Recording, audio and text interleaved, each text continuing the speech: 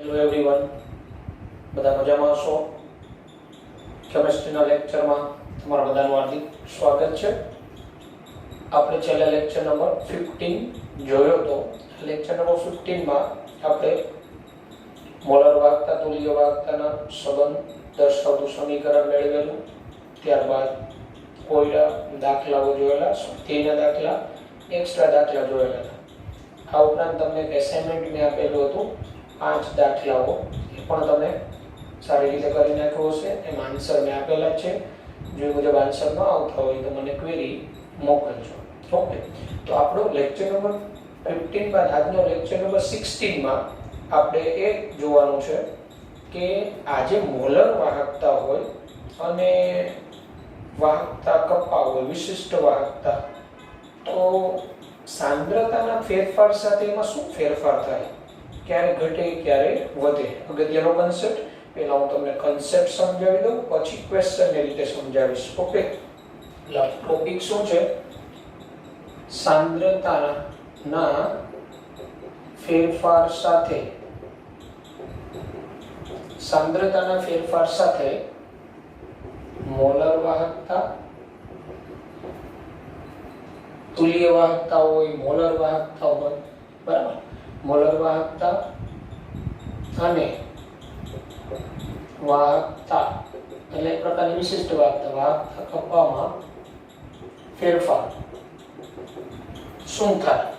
તો જો સાંદ્રતામાં ઘટાડો કરવામાં આવે, દ્રાવણનું મંદન કરવામાં આવે પાણી ઉમેરીને, તો દ્રાવણનું મંદન કરવામાં આવે તો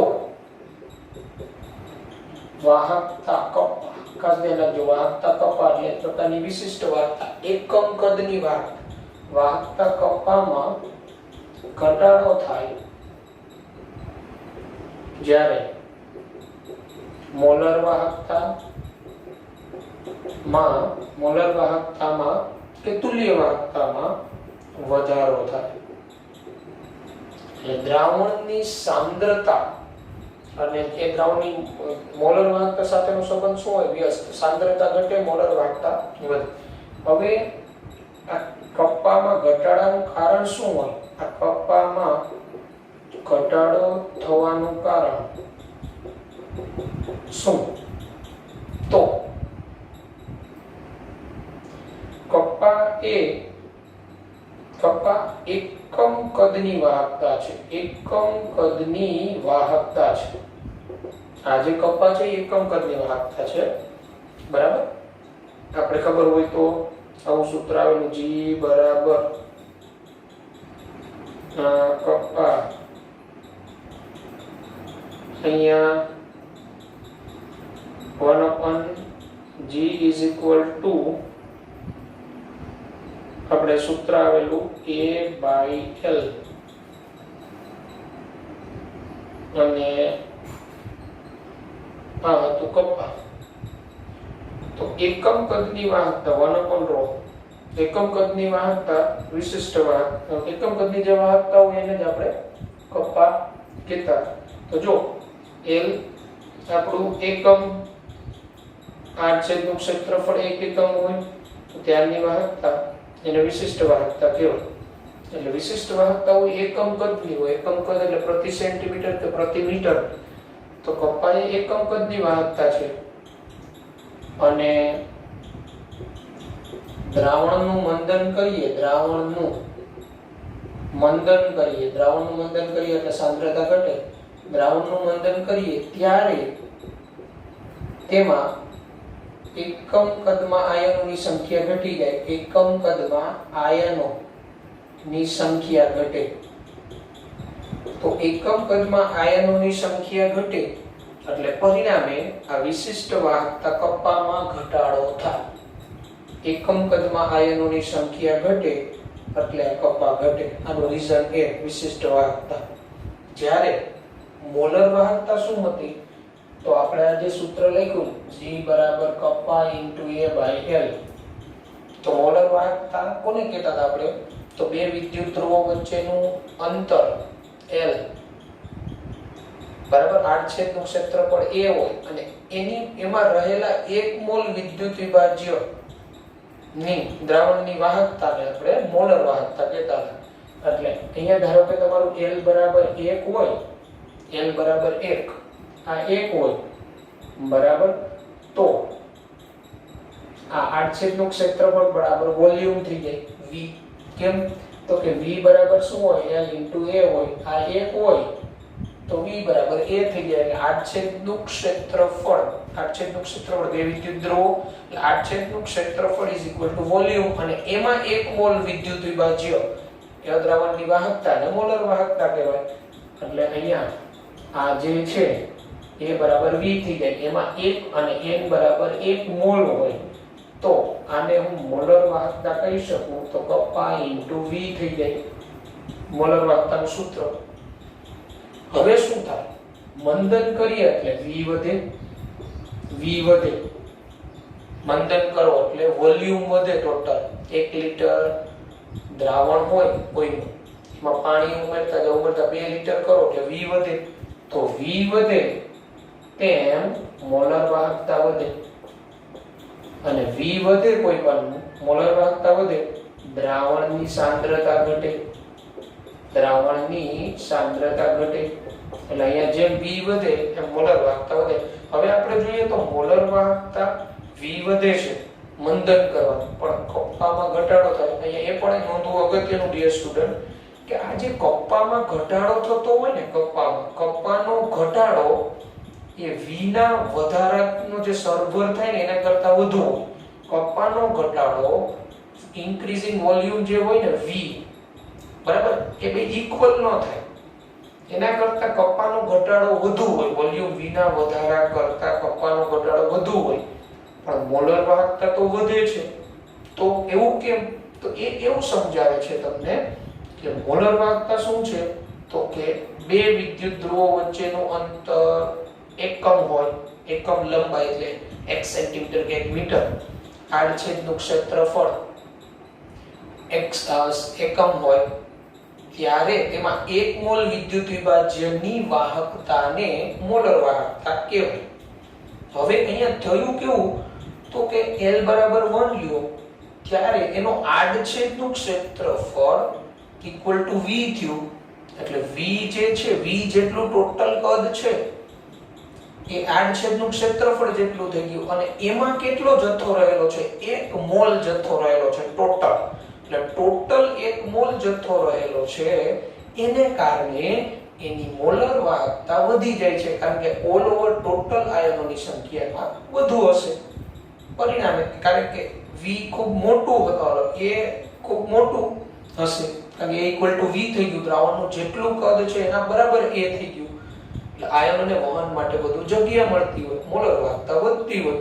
એટલે અહીંયા કપ્પાનો જે ઘટાડો છે એ V ના વોલ્યુમના વધારાને સરભર કરતા વધુ ઘટે. કપ્પા વધુ ઘટે છે પણ મોલર વાહકતા વધે છે.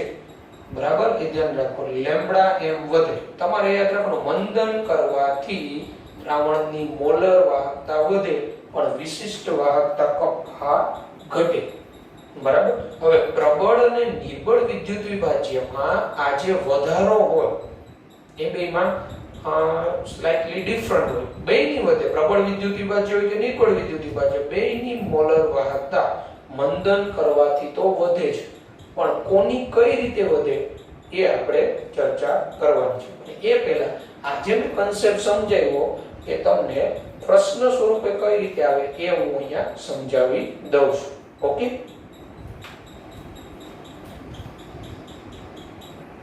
તો જો તમને મેં સમજાવ્યું થિયરી સ્વરૂપે કઈ રીતે બને, તો દ્રાવણની સાંદ્રતામાં થતા ઘટાડા સાથે વિશિષ્ટ વાહકતા એટલે કે કપ્પા અને મોલર વાહકતામાં થતા ફેરફાર કારણ આપી સમજાવો. બરાબર, સાંદ્રતામાં ઘટાડો કરો એટલે મંદન કરો, અથવા દ્રાવણનું કદ વધારવામાં આવે તો ત્યારે મોલર વાહકતા વિશિષ્ટ વાહકતામાં થતો ફેરફાર કારણ આપી સમજાવો. તો શું? વિદ્યુત વિભાજ્યની સાંદ્રતાના ફેરફાર સાથે વાહકતા કપ્પા અને મોલર વાહકતા કે તુલ્ય વાહકતા હોય બદલાય, ચેન્જ થાય. નિર્બળ અને પ્રબળ વિદ્યુત વિભાજ્ય માટે સાંદ્રતાના ઘટાડા સાથે અથવા દ્રાવણના કદના વધારા સાથે વાહકતા કપ્પા, જેને વિશિષ્ટ વાહકતા કે હંમેશા ઘટે, વિશિષ્ટ વાહકતા ઘટે. એનું કારણ શું? કારણ કે દ્રાવણનું મંદન કરતા, દ્રાવણને તમે મંદ કરો ત્યારે પ્રતિ એકમ કદમાં, એટલે 1000 સેન્ટીમીટર ક્યુબનું પાત્ર હોય તો પ્રતિ 1 સેન્ટીમીટર ક્યુબમાં વીજ પ્રવાહ માટે જવાબદાર ઘટક કણોની સંખ્યા ઘટી જાય. તમે 1 લિટર પાણી, એમાં 1 મોલ વિદ્યુત વિભાજ્ય હોય, હવે એમાં પાણી ઉમેરી 2 લિટર કરી નાખો તો પેલા 1 લિટરમાં 1 ml માં જેટલા આયનો હશે, હવે કદ વધી ગયું તો હવે 1 ml માં આયનોની સંખ્યા ઘટી જાય. આયનોની સંખ્યા ઘટે એટલે પ્રતિ એકમ કદમાં વાહકતા ઘટી જાય, વિશિષ્ટ વાહકતા ઘટે. પ્રતિ એકમ કદમાં આયનની સંખ્યા ઘટવાને કારણે હવે આપેલ સાંદ્રતાએ એકમ આડછેદ અને 1 એકમ લંબાઈએ રાખેલા પ્લેટિનમ વિદ્યુત ધ્રુવો વચ્ચે રાખેલ એકમ કદના દ્રાવણની વાહકતા કપ્પા છે. કપ્પા શું છે? આપને ખબર હોય તો વાહકતા બરાબર કપ્પા * A/L સૂત્ર આવેલું, બરાબર. એકમ આડછેદ બરાબર એટલે ઈ 1 સેન્ટીમીટર સ્ક્વેર કે 1 મીટર સ્ક્વેર હોય, એકમ લંબાઈ 1 સેન્ટીમીટર કે 1 મીટર હોય, બરાબર. એટલે બંને 1 હોય તો ત્યારની વાહકતા એ જ વિશિષ્ટ વાહકતા કપ્પા છે એકમ કદની. હવે 1 મોલ વિદ્યુત વિભાજ્ય ધરાવતા V કદના દ્રાવણમાં, 1 મોલ વિદ્યુત વિભાજ્ય V કદના દ્રાવણમાં એક ક્ષેત્રફળ અને એકમ લંબાઈના ધ્રુવો માટે મોલર વાહકતા નીચે મુજબ લખી શકાય. તો હવે આ વાહકતા ક્યારે મોલર વાહકતા થાય? તો 1 મોલ વિદ્યુત વિભાજ્ય હોય, બરાબર. બે વિદ્યુત ધ્રુવો વચ્ચેનું અંતર લંબાઈ 1 હોય, અંતર બે વિદ્યુત ધ્રુવો વચ્ચેનું અંતર બરાબર 1 હોય અને આડછેદનું ક્ષેત્રફળ a હોય.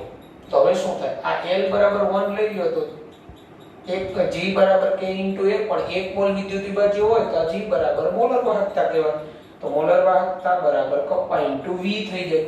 તો સૂત્ર જોતા જ ખબર પડે કે V વધે, વોલ્યુમ વધે, તમે દ્રાવણને મંદ કરતા જાઓ તો મોલર વાહકતા વધે છે. પણ અહીંયા બીજું જોઈ શકો છો કે મંદ કરવાથી કપ્પામાં તો ઘટાડો થાય છે, બરાબર. મોલર વાહકતા સાંદ્રતામાં ઘટાડા સાથે વધે કારણ કે 1 મોલ વિદ્યુત વિભાજ્ય ધરાવતા દ્રાવણનું કુલ કદ V વધે. હવે અગત્યનું ખાસ આપણે જે આપણી બુક જે આપેલી છે તમને અક્ષરાનંદ પબ્લિકેશન ઘણા લીધી, એમાં જરા સ્લાઇટલી અહીંયા એક મિસ્ટેક આવેલી. ટેક્સ્ટ બુક મુજબ તમારે જવાનું છે, બરાબર. એ જણાવ્યું છે કે દ્રાવણના મંદનને કારણે કપ્પામાં ઘટાડો, દ્રાવણનું મંદન થાય, કપ્પામાં ઘટાડો તેના કદમાં થયેલા વધારાને સરભર કરતા વધારે હોય.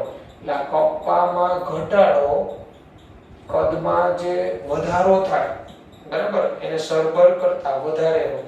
એટલે V કપ્પા ઘટ્યું, V વધ્યું, બે સરભર કરે પણ કપ્પાનો ઘટાડો વધુ હોય તો હવે ઘણા ક્વેશ્ચન થાય મોલર વાહકતા ઘટવી જોઈએ પણ મોલર વાહકતા તો વધે છે. તો આનો અર્થ શું થયો? આનો અર્થ તો ભૌતિક રીતે આનો અર્થ એવો થાય કે મોલર વાહકતા એ એક પ્રકારની આપણી વાહકતા જ છે, જેને આપણે શું કરેલું છે તો કે વાહકતા કોષના બે ધ્રુવો વચ્ચે, એટલે વાહકતા કોષ હોય એના બે ધ્રુવો હોય, આ બે ધ્રુવો વચ્ચેનું આ અંતર એને L કહીએ અને આ એનું આડછેદનું ક્ષેત્રફળ હોય. તો બે ધ્રુવો વચ્ચે એકમ અંતરે રાખેલા પરંતુ એટલો મોટો એનો આડછેદ છે, એનો આડછેદ ખૂબ મોટો છે કે જે V વોલ્યુમ ટોટલ છે ને, કુલ વોલ્યુમ એના પૂરતા કદને સમાવી લે છે. વોલ્યુમ ટોટલ જેટલું છે બધાને આખું V સમાઈ જાય, A બરાબર V થઈ જાય, બરાબર. અને 1 મોલ વિદ્યુત વિભાજ્યમાં છે, કેટલો વિદ્યુત વિભાજ્ય છે? ટોટલ આખો 1 મોલ, એટલે આખું આડછેદ = V, એટલે બધું જ કદ A બરાબર થઈ જાય અને એમાં 1 મોલ વિદ્યુત વિભાજ્ય છે, બરાબર. એટલે 1 મોલ વિદ્યુત વિભાજ્ય જથ્થાને કારણે ઓલ ઓવર કદ જે છે એ V વધે છે. એટલે ઓલ ઓવર A ખૂબ મોટો છે, ટૂંકમાં A ખૂબ મોટો છે, પરિણામે મોલર વાહકતા ખૂબ વધે છે. પરિણામ. ઓકે, એટલે અહીંયા ભૂલ ન થાય. કપ્પાનો જે ઘટાડો હોય એ v ના મૂલ્યને સરભર કરતા વધુ હોય. બરાબર, એટલે એનો અર્થ એવો થયો કે અહીંયા બે વિદ્યુત ધ્રુવો વચ્ચેનું અંતર l પણ આડછેદ એનો એટલો બધો મોટો છે કે એમાં કુલ ટોટલ v સમાઈ જાય છે, કુલ આખું v એમાં સમાઈ જાય છે. બરાબર, અને 1 મોલ વિદ્યુત વિભાજ્ય છે. એટલે પરિણામે એમ જ કહેવાનું મંદન થવાથી મોલર વાહકતા કે તુલ્ય વાહકતામાં વધારો થાય. બરાબર, તો આ હતી થિયરી સ્વરૂપ રજૂઆત. ઓકે, તો ત્યારબાદ જો DS પર સીમિત મોલર વાહકતા. સીમિત મોલર વાહકતા અથવા અનંત મંદને મોલર વાહકતા કોને કહેવાય? જેને સંજ્ઞામાં એટલે લેમ્બડા 0 એમ. તો સિમ્પલ વાત કરીએ ને તો શૂન્ય સાંદ્રતા થાય ને, શૂન્ય, ત્યારે જે મોલર વાહકતા હોય ને એને સીમિત મોલર વાહકતા કહેવાય અથવા અનંત મંદને મોલર વાહકતા. તમે દ્રાવણ મંદ કરતા જાઓ, સાંદ્રતા ઘટતી જાય, શૂન્ય થાય ત્યારે જે મોલર વાહકતા ને એને સીમિત મોલર વાહકતા કહેવાય. એટલે જ્યારે દ્રાવણનું મંદન કરતા જઈએ ત્યારે શૂન્ય સાંદ્રતાએ મળતી મોલર વાહકતાને સીમિત મોલર વાહકતા અથવા અનંત મંદને મોલર વાહકતા કહેવાય, જેને સંજ્ઞામાં લેમ્બડા 0m અથવા લેમ્બડા ઇન્ફિનિટિવ m વડે દર્શાવો. બરાબર, સંજ્ઞામાં આ રીતે દર્શાવો. શૂન્ય સાંદ્રતાએ જે મોલર વાહકતા મળે ને એને સીમિત મોલર વાહકતા કહેવાય.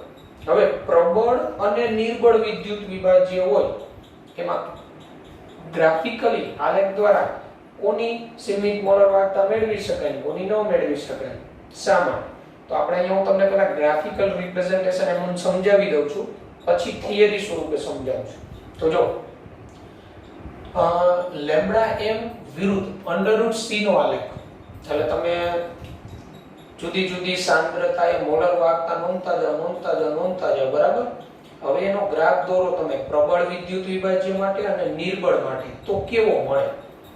તો પ્રબળ વિદ્યુત વિભાજ્ય એટલે તમને બધાને ખબર છે જેનું 100% આયનીકરણ થાય, જેના સંપૂર્ણ આયનો છૂટા પડી જાય એને પ્રબળ કહેવાય.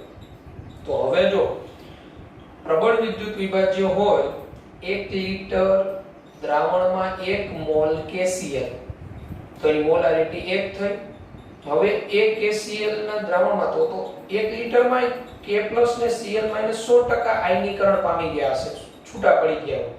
હવે તમે એને મંદ કરતા જાઓ, 1 લિટરમાંથી 2 લિટર, 3 લિટર, 4 લિટર, 5 લિટર પાણી ઉમેરીને, તો શું થવાનું?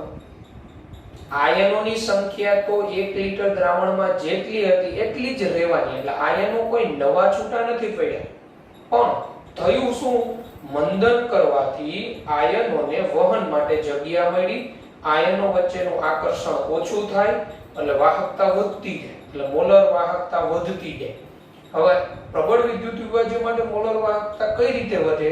તો ઉદાહરણ તરીકે અહીંયા KCl પ્રબળ વિદ્યુત વિભાજ્ય, અહીંયા આપણે ખબર છે સાંદ્રતા વધુ, મંદ કરતા જાઓ એટલે સાંદ્રતા ઘટતી જાય, એટલે આલેખ તમે તમારો ડાબી બાજુ આગળ વધે. બરાબર, એટલે મોલર વાહકતામાં શું થાય? વધારો. પણ પ્રબળ વિદ્યુત વિભાજ્ય માટે મોલર વાહક આ રીતે સીધી રેખામાં જ આગળ વધતી જાય, સીધી રેખામાં. હવે તમે આ રેખાનું આંતરછેદ લ્યો એટલે અહીંયા કઈ સાંદ્રતા આવી? 0.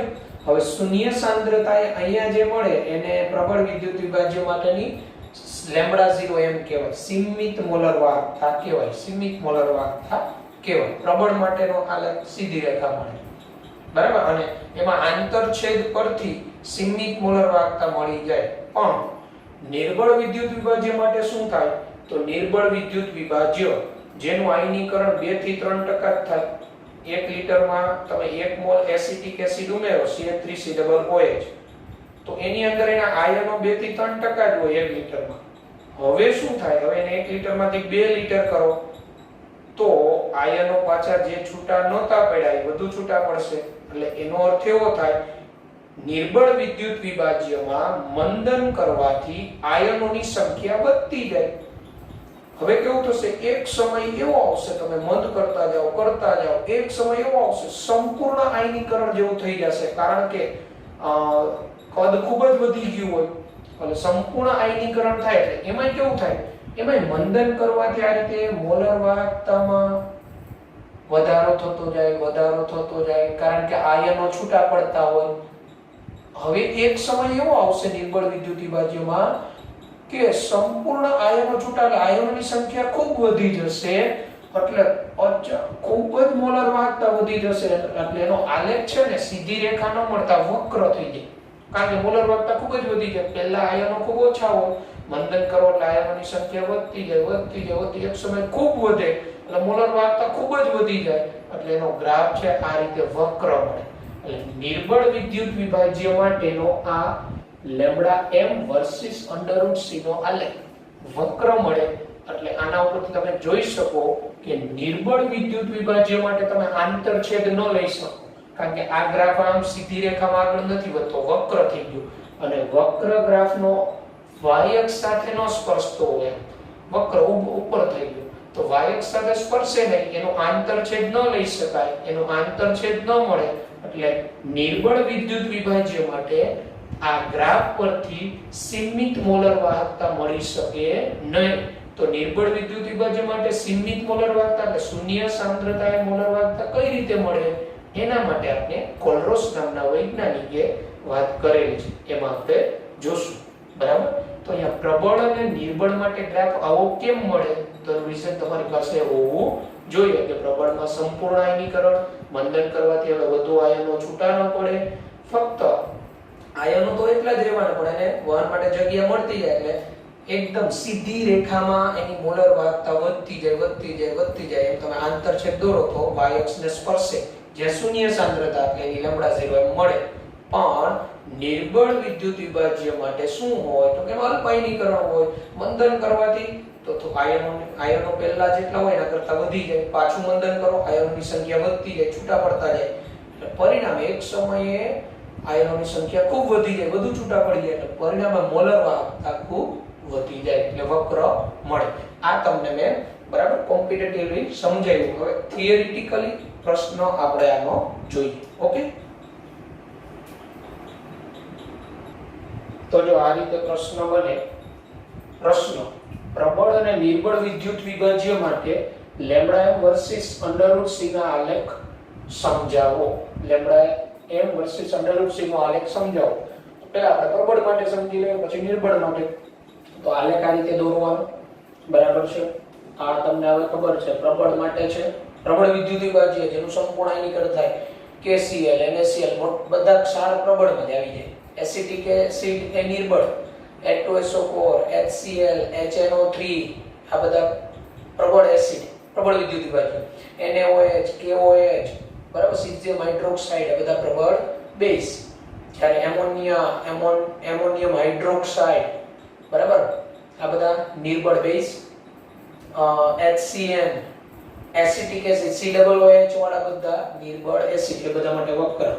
આ એસિટિક એસિડ એટલે પર્ટિક્યુલર એ તમને MCQ બને કે નીચે આપેલ ગ્રાફ એ કોનો છે, વક્ર હોય તો ABCD માંથી નિર્બળ વિદ્યુત વિભાજ્ય જવાબ આવે, સીધી રેખા હોય પ્રબળ તો મંદન સાથે. તો આપણે હમણાં આગળ મેં સમજાવ્યું મુજબ પ્રબળ વિદ્યુત વિભાજ્ય માટે લેમ્બડા m મંદન સાથે ધીરે ધીરે વધે, ખૂબ જ ઝડપથી ન વધી જાય, જ્યારે નિર્બળમાં ખૂબ ઝડપથી વધી જાય. એનું કારણ શું સમજાવ્યું. એમાં પહેલા આયનો 2 થી 3% છૂટા હોય, મંદન કરવાથી આયનો વધુ છૂટા પડતા જાય, એક સમય આયનો સંપૂર્ણ આયનીકરણ થઈ જાય, મોલર વાહકતા ખૂબ વધી જાય નિર્બળમાં.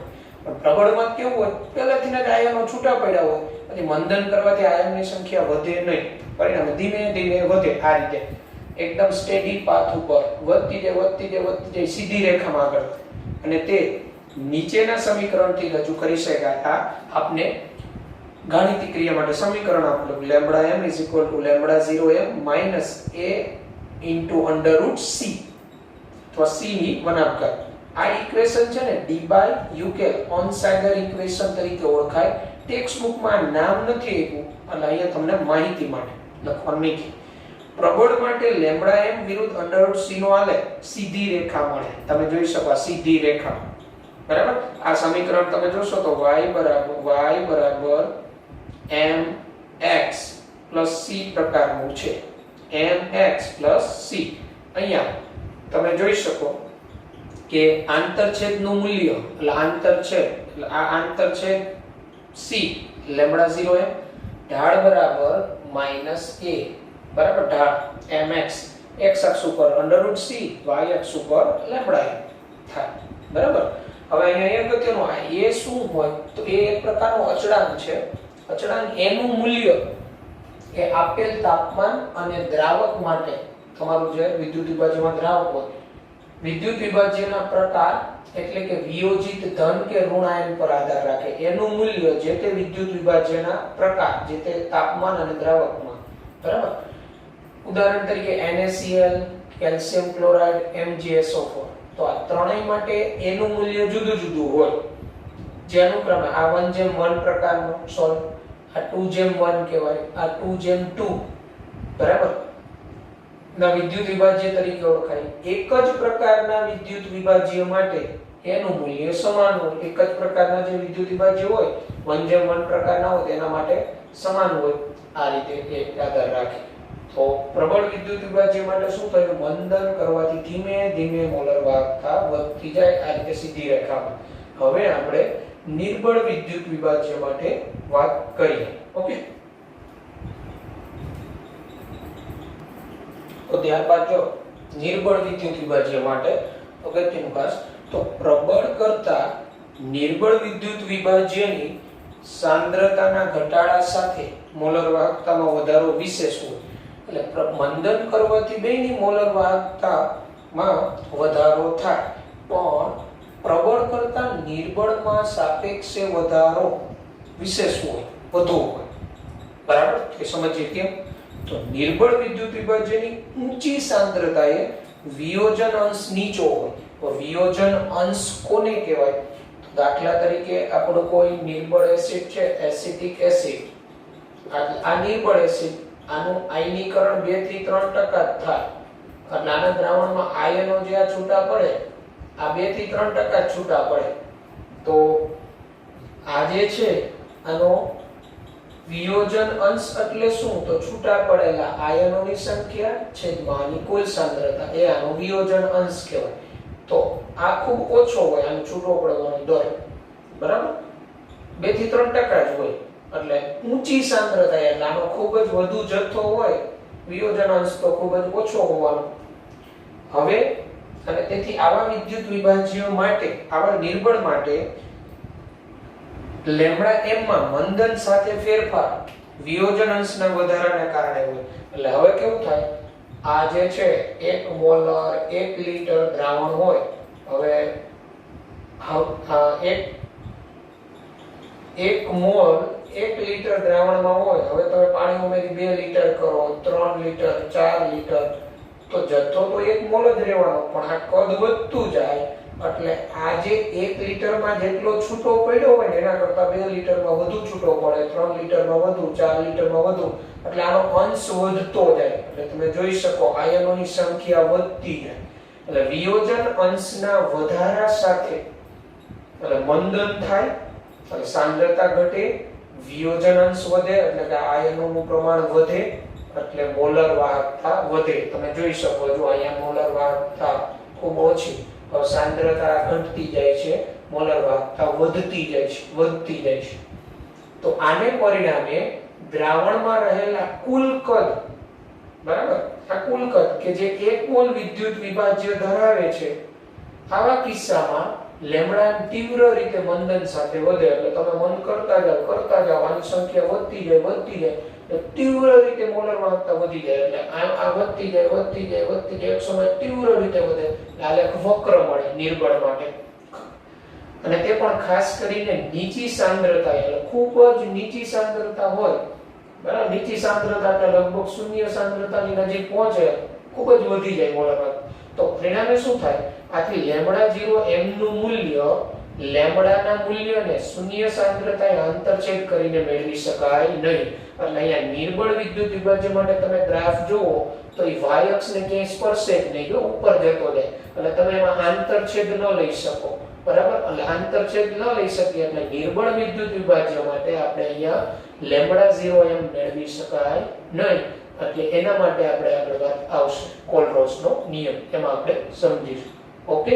તો આજના આ લેક્ચરમાં તમને ખ્યાલ આવી ગયો હશે કે સાંદ્રતાના ફેરફાર સાથે મોલર વાહકતા, તુલ્ય વાહકતામાં અને વાહકતા કપ્પામાં શું ફેરફાર થાય અને પ્રબળ અને નિર્બળ વિદ્યુત વિભાજ્યના મોલર વાહકતા વિરુદ્ધ √c ના ગ્રાફ કેમ આ પ્રકારે મળે. ઓકે, તો વ્યવસ્થિત સમજીને તૈયાર કરી નાખજો. ન ખ્યાલ આવે તો ક્વેરી તરીકે મોકલજો. Okay, good bye, take care.